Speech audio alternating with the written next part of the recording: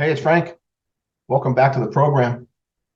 Please do me a favor, subscribe to the channel, like the video, share with your friends and family the great insights provided by Frankie Roche here on YouTube. What's on my mind today? Politics, interest rates, housing. Great consternation in Washington, D.C. over the fact the Republicans haven't selected the Speaker of the House yet. A bit unusual, what we're experiencing here for sure. And the fact that we're not passing legislation is okay with me. But this is democracy in action. And what's going on in the Republican Party is a fight, a battle between non-uni-party or non-mainstream or not establishment Republicans against mainstream or uniparty or establishment Republicans. This is a battle that's been going on in the Republican Party for many election cycles, and it's still not over. Republicans want, at the voter base, they want controlled spending, balanced budget, reduce deficits, reduce the debt, secure borders, a reversal of our dependence on China, fair trade, better public education. And so there's a battle going on for control of the party.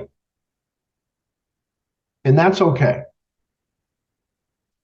Is it a little silly looking? Yes, no question.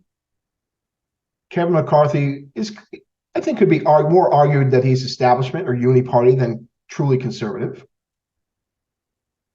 But he's certainly well to the right of Nancy Pelosi. And he was doing things that the Freedom Caucus wanted done. Matt Gaetz, Florida House member, who pushed McCarthy out, is looking not so good now.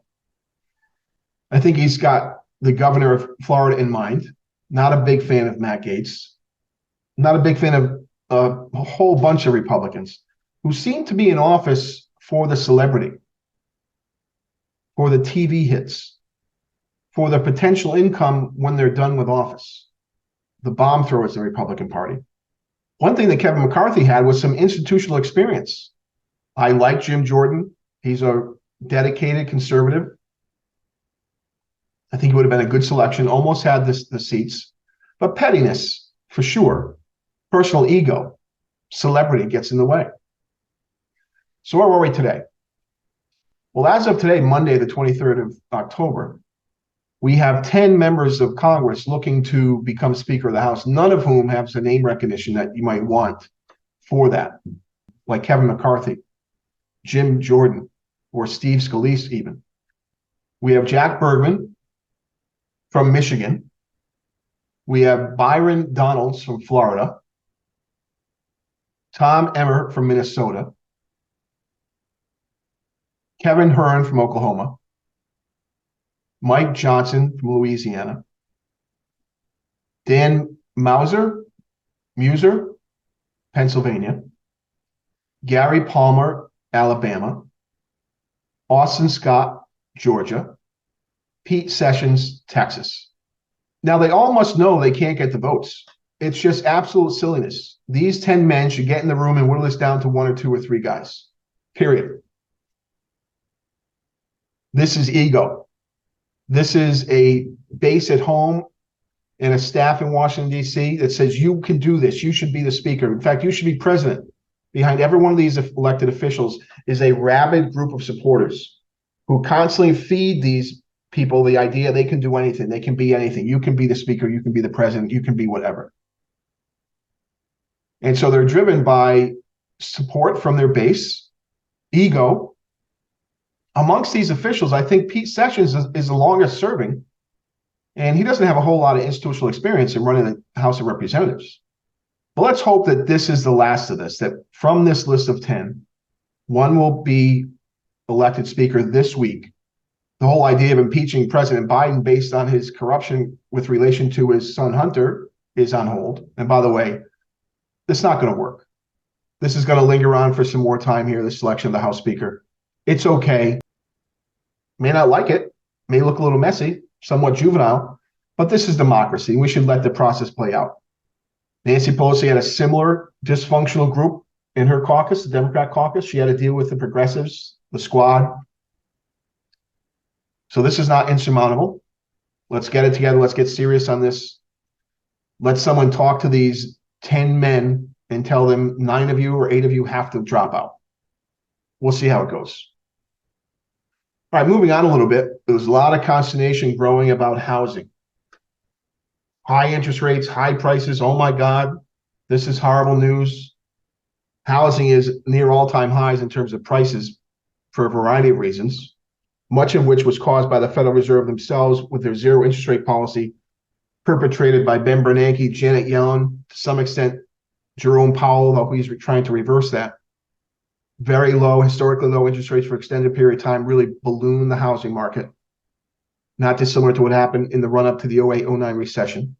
One of America's biggest peacetime public policy mistakes, the COVID lockdowns, put tremendous upward pressure on prices.